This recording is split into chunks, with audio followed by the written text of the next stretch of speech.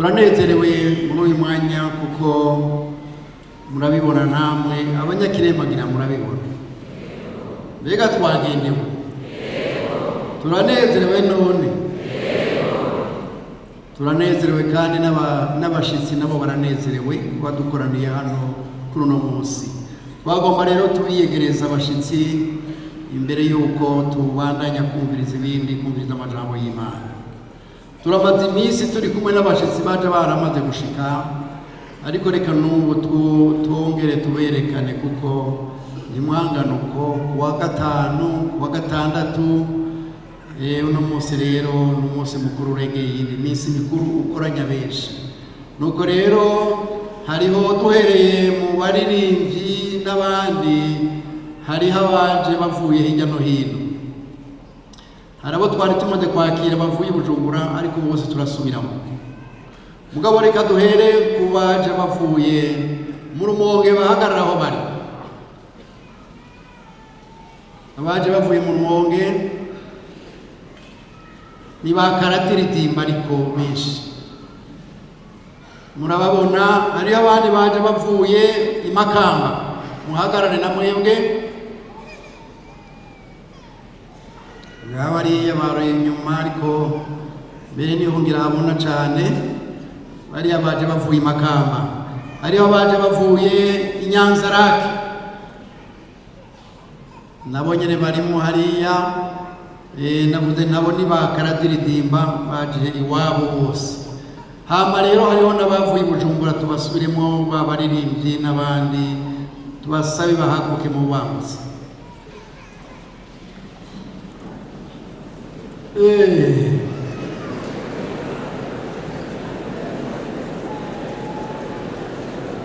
Mwababonye abo bose ni ba karadiridimba, kitabuze ko baronka n'abagenzi. Iyo umuntu afise urubanza arahera aratumira kandi agaherekezwa. None abo bose mbega tubakire,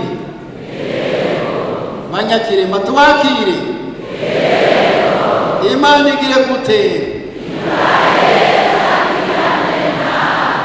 Kaze cyane, Imana nibahezagire mu byagire. Ama rero yego hariho abandi mu bisanzwe abasengera ku misiyoni, twarongeyemo n'abandi bavuye hirya no hino, nabo nyine turabakiriye. Imana igire gute? Bagomba kunyarutsa kugira ngo tubone ko twohwanya kare. Hariho abandi baje bavuye Gitega, banyibukije bavuye Gitega kuko nari ndahasimbye. Bari hehe? Abariya na hariya hose. Mbega Imana ishimwe, nabo nyine turabakiriye. Imana igire gute? Kaze cyane, Imana nibahezagirane natwe, murakoze. Hanyuma rero hariho n'abandi baje bavuye hirya no hino, bagomba nabo nyine kwiyegereza. Turafita abaje bavuye mu mashengero twatumiye.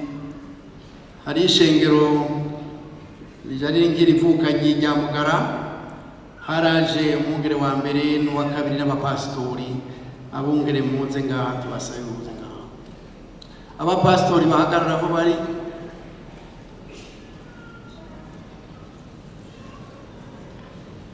Hariya hose bariyo. N'abavukanye kandi n'ababanyi kuko ni hafi, n'abakristo bo babarimo. Muhagarara bavuye muri Mugara, muhaguruke n'ingoga. Ngabo bariya barahagurutse. Uyu ni umwungere wa mbere w'ishengero rya Pantekote ku Mugara, umwungere wa kabiri w'ishengero rya Pantekote ku Mugara nyene.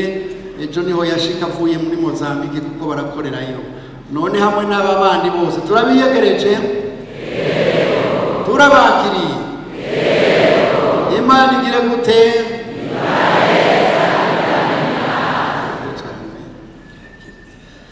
Twarabandanije turashika n'Ikirundo, haraje umwungere wa kabiri arenguke hano, ariko abandi nabo bahagarara aho bari, dusaba aho bari bahagarare. Mu Kirundo si hafi gakera aho hagendwa indege yaho rije yose ndiyo yaroye tuzoyibaza.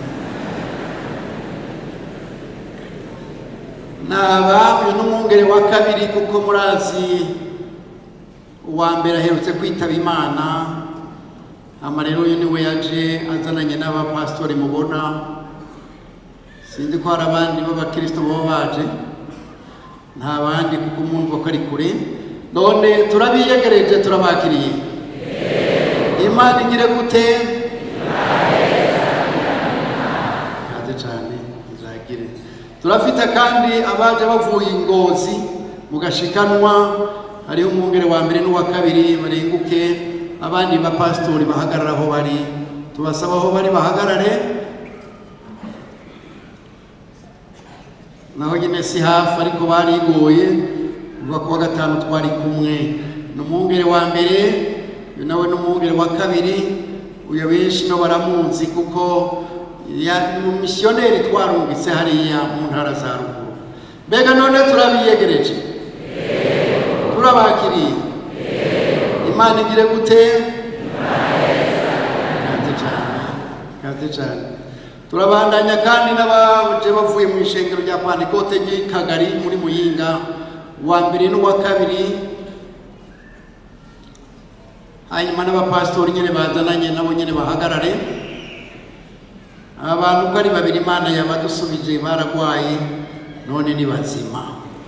Imana nishimwe, barasenze none Imana yarabikoze. Naba uyu n'umwungere wa mbere, ujya nawe n'umwungere wa kabiri, nibo bakorana hariya hamwe n'abo bapastori bazananye. Ngibaza yuko atabandi baba baje bandi, nabo nyene ariko baramaze. Mbega tubakire? Turabakiriye? Turabakiriye? Murarushe mu izina ryawe.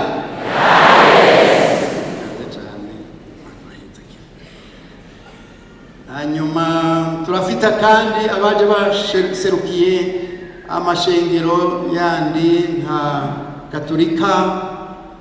Turibaza yuko Musenyeri yari yambwiye ko atari hafi ariko ko azorungika uza, tumusaba hari ahagarare. Kandi twobwira ko hariho n'uwaje aserukiye ishengero rya Anglikane, ibaza ko nawe nyine ariho.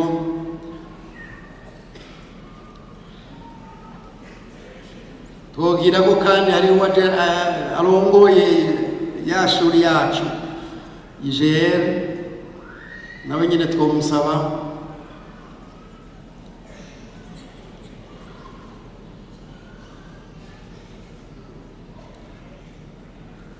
Murababona? Uyu yatumwe na Musenyeri w'Ibururi, yari yambwiye ko azotuma intumwa umuserukiye. None n'uyu nawe nyine twari twavuganye uw'Imata, ngira batwari ku Matana, diocese ya Matana yatumye uyu. Hanyuma nawe murongoye ya shuri yacu ya kaminuza iri ngaho Ibururi, Kiremba, Rumonge, no izo havije ngira ngo Rutana, Makamba na Bujumbura, simbiye kuri Rumonge izo havije ngira ngo. None turabiyegereje. Imana igire gute? Imana nibahezagire, kaze gose. Ya ntimurarura tubandanye. Hariho abaje baserukiye amashirahamwe amwe nka Ligue pour la lecture de la Bible.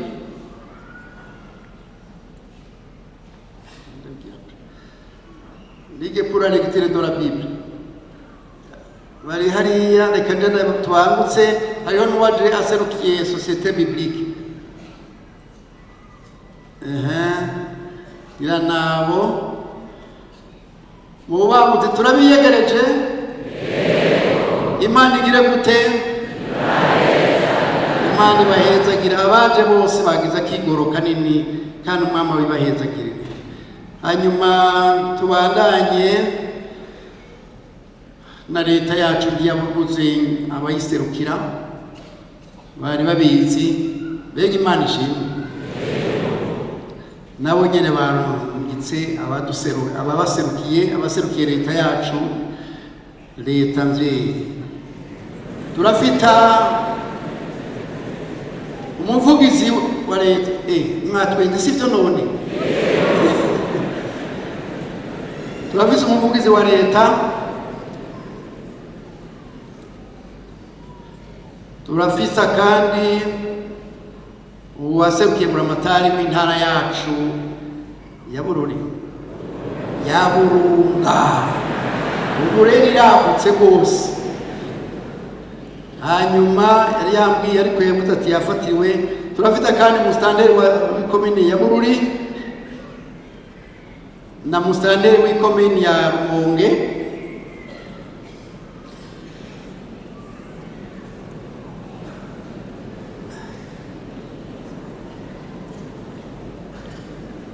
Ko mu gitumo nyongoshwa mwari mukeneye kubabona.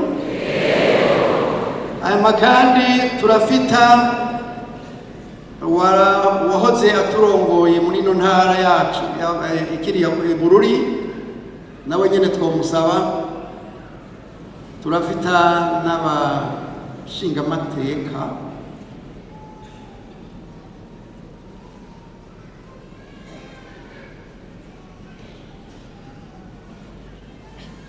baranyibukije kandi na musitanteri wo mu Rutana.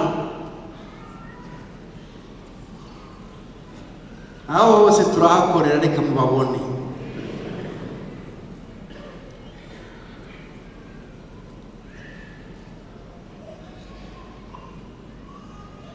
Mbega tubiyegereze.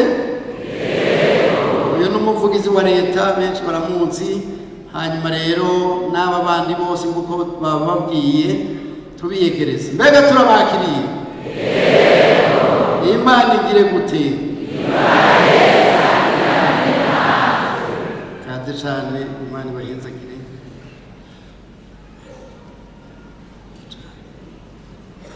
Nibaza ko hari abandi baserukira amashirahamwe.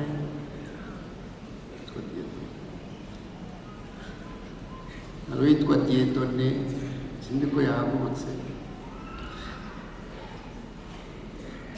N'umuntu serukira ishirahamwe rinini rikomeye, nawe nyene ari kure yacu kenshi turavugana. Hama rero n'uyo nawe nyene turamuyegereje. Imana igire gute? Ariko hoba hapfuye n'abandi b'ibujumbura nibaza ko batahagurutse. Turimo ngo kwakira abashitsi n'umugisha, ntihagire utwima uwo mugisha, ahagarara aha. Hariho benshi bari hano n'abavukina ariko bari Bujumbura bahagarara. Mu bubangutsi bariko bararabana, uko umenya siniko mvuga abo benshi. N'uyu adufasha muri birya murabona ni umukunzi wacu kandi atwitaho kenshi. Dusabe nabo nyene bahagarare. Mbega turabakiriye. Imana igire gute? N'abatashoboye guhaguruka turabakiriye nabo nyene, Imana ibahezagire. Hari abaje bavuye muri Amerika, dusabe bahagarare.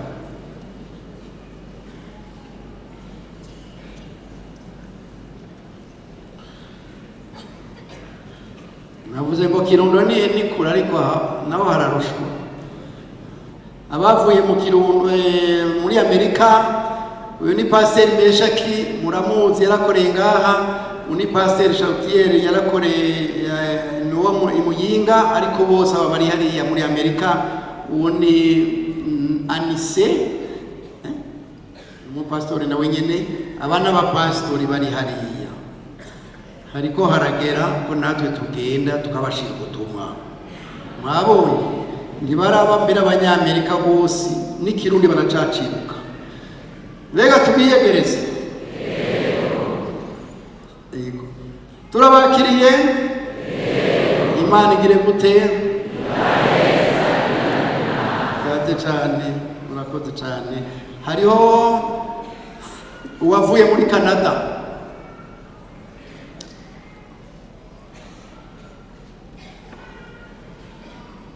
ngira n'abavuye, hari abandi bavuye ngo muri Australia.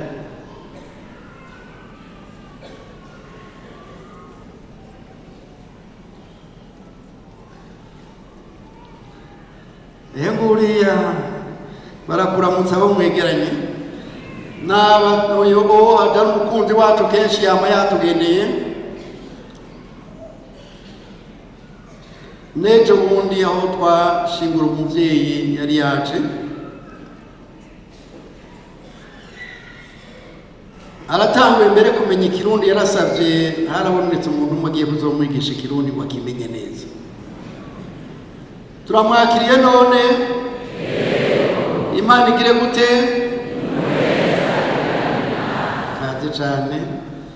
Uyu ntibazananye n'uba hano, nubwo rero nibaza ko duhwanije kwiyegereza abashitsi bose, dukore igikorwa rero nyamukuru, hama twumvirize ijambo ry'Imana.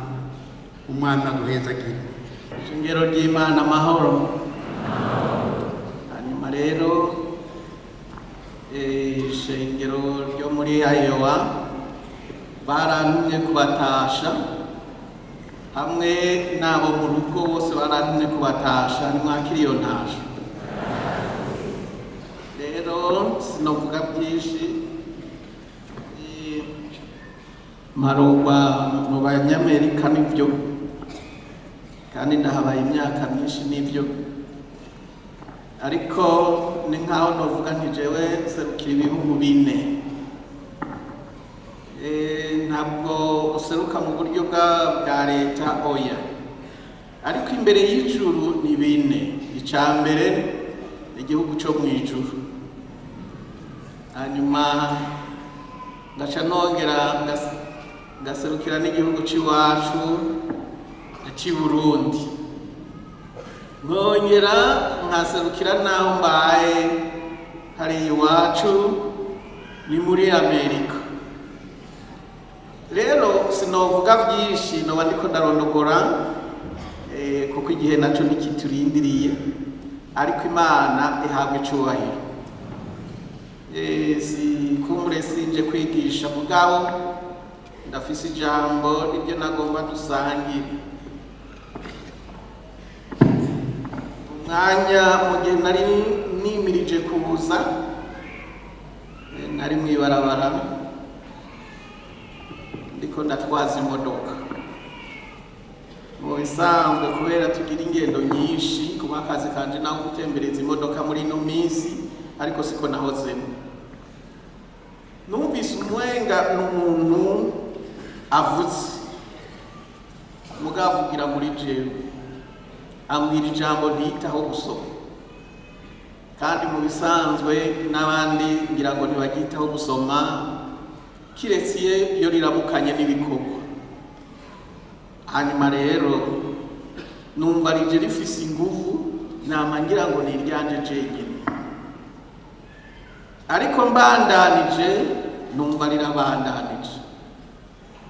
Hanyuma naho nyene niyabaye mu bibazo mba mu kwiyumvira, kuko umenga naho ryo bari iryanje sindarikeneye kurikoresha, umenga ntirikenewe mu gihe ndimo, ariko usubiramwo hanyuma nca mpabwa isiguro.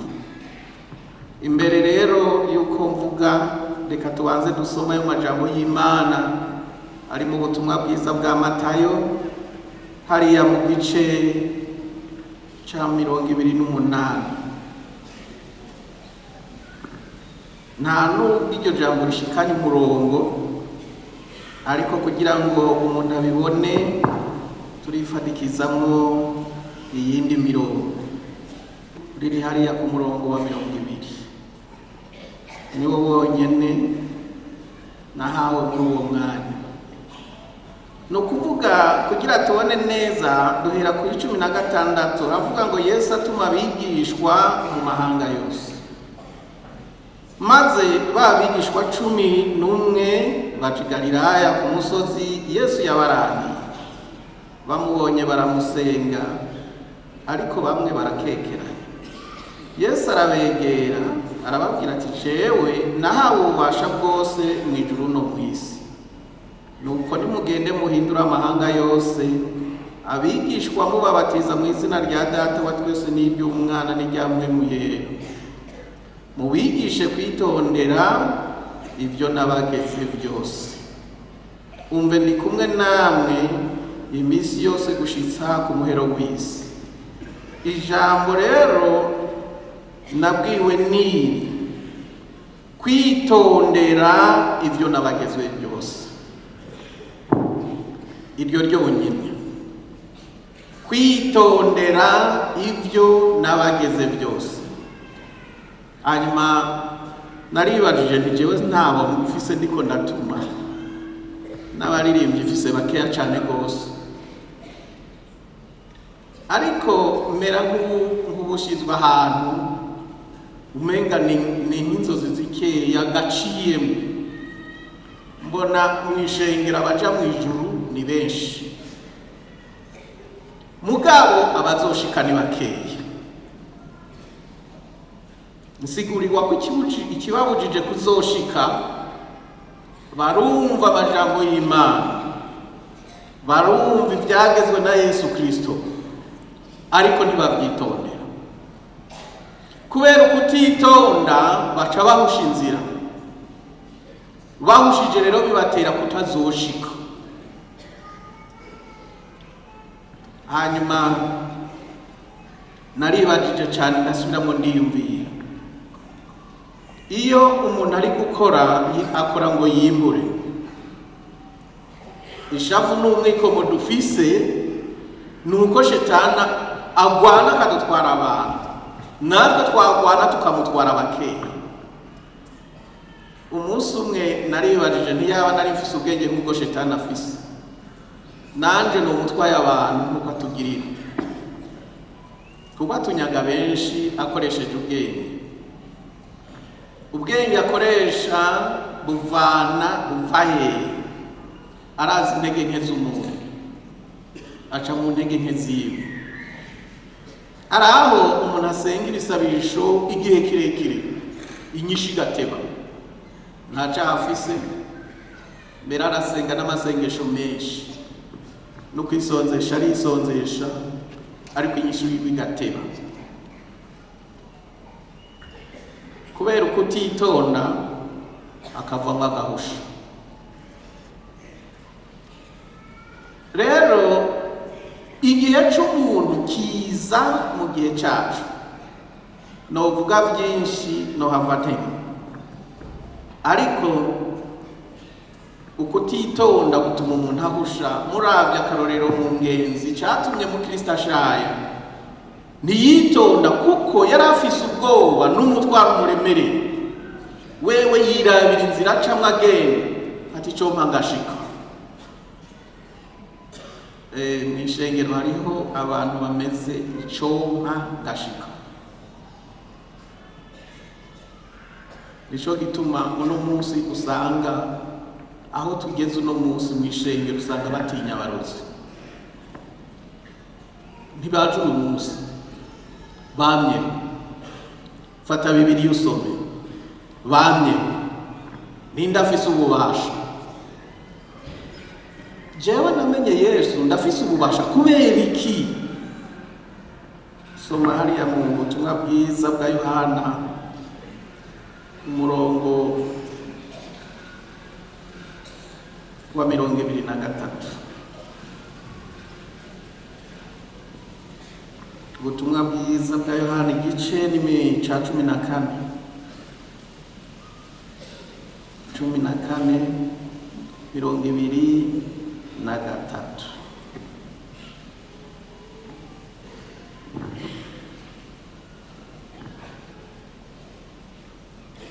Hariya ku murongo wa 23 Yesu aramwishura ati nihagira unkunda azokwitondera ijambo ryanje, kandi Data azomukunda, maze tuzoza kuri we tubane nawe. Unkunda ntiyitondere amajambo yanje, utankunda ntiyitondera amajambo yanje, kandi ijambo mwumva si ryanje ariko ni rya Data. Ni ukuvuga ngo ukunda Yesu yitondera amajambo yandi. Hari aho Yesu yavuze ngo nari ngifise byinshi byo kubabwira ariko ntimuri buvyihanganire. Kubera iki? Ukutitonda bituma umuntu atabona neza. Twe dufise amabarabara wiruka unyaruka cyane rwose kandi maremare kandi meza, ariko harimo ibintu bibiri biba bigutegereje. Icya mbere nuko niwagenda udakurikije amategeko ukiruka, numenya aho polisi yahagaze. Uza kubwirwa nuko warenza amategeko, ubonye amatara inyuma yawe ariko araka, muriko murasigana, kandi ushumenya ati ndafashwe, ushuze iruhande kuko ntiwitonze ngo urabe ukurikiza amategeko, ntiwaravye kwibarabara kuko biba biriho. Yesu agomba ko dukurikiza amategeko.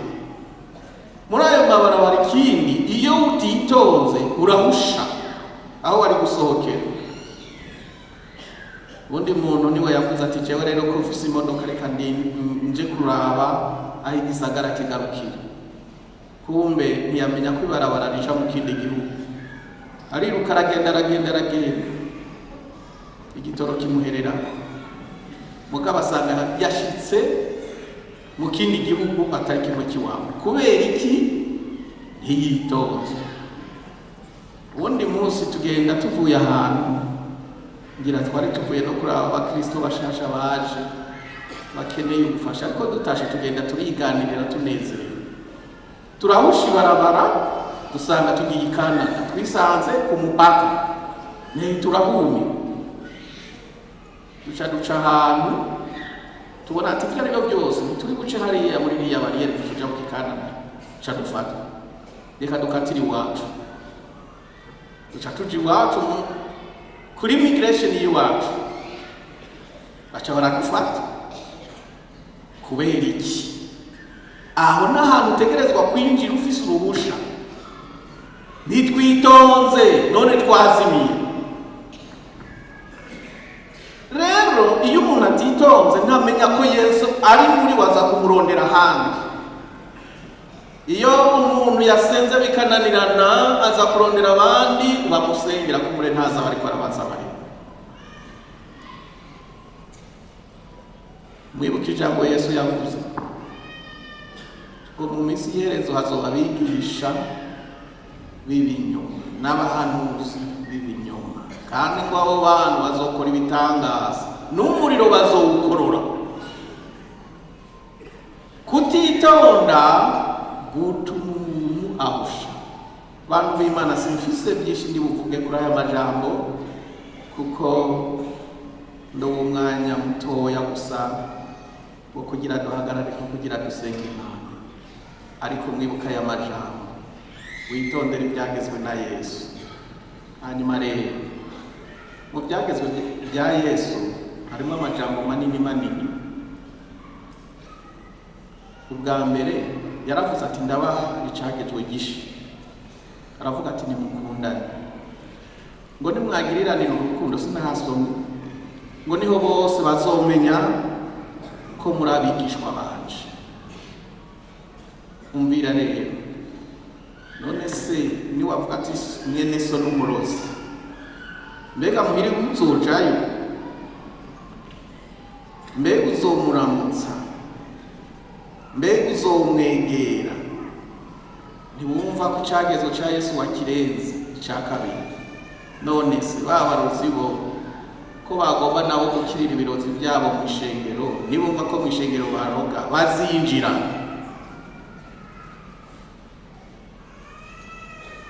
Turafise ububasha. Hariya mu butumwa bwiza bwa Mariko ku mpera niho havuga ngo nabahaye ububasha, muzosenda abadayimoni, musengera abagwayi bakiri, muzokandagira inzoka na scorpion, kandi ngo niyo muntu ikintu cisha nico kizobagirana gato. Giye gusoma urahasanga uko nyine. Kubera icyo uriko urabati wiyumvira ko urabaza batanguye mu butumwa mu Burundi bwa ruguru. Hano uwambwije ubutumwa ari hano. Hari ishure ya mbere twagiye ko twaramenye ibigirwamana turabimena kamwe karatunaniye twagakubita kagasiba. Mugabo kuko tuzi ko Yesu ari muri twebwe ntabwo batwagize twagacaniye umuriro duca turagakomanya gaca karasha. None mwumva hariho ububasha. Imana ibahezagire n'aya majambo y'Imana. Wibuke kwitondera ibyagezwe bya Yesu, ibisigaye byose biri muri wewe. Yesu ari muri wewe, Imana iri muri wewe. Ikiguteye ubwoba ni giki? Ibyo ugomba n'umunsi utarasika n'isaha itarasika. Reka dusenga Imana. Urakoze Mana, ndagushimiye ijambo ryawe rizima, ndagushimiye urukundo wadukunze, kandi ndagushima ko witanze ngo tugire ubwenge buvuye kuri wewe. Erega Mana nico cyatumye tugira abazoba b'imbere bw'ubwoko bwa Isirayeli, n'ahari bo babaye abambere, ariko tuzogaruka kubagahanza. Ni naco gituma Shetani abizi agomba duheze mu nzira ngo ico gikorwa ntituzogikore. Warakoze ko dufise amasezerano menshi, aricyo gituma waduhaye ububasha bungana gutyo. Ibukira ishengero riri imbere yawe, wahezagire ubareme n'umutima mushasha n'ukwizera gushasha n'inkomezi zishasha. Hanyuma ibisigaye byose bakoreshe mu kugomba. Urabana natwe no mu mwanya usigaye, turagushimiye mu izina rya Yesu Kristo umwami wacu. Amen.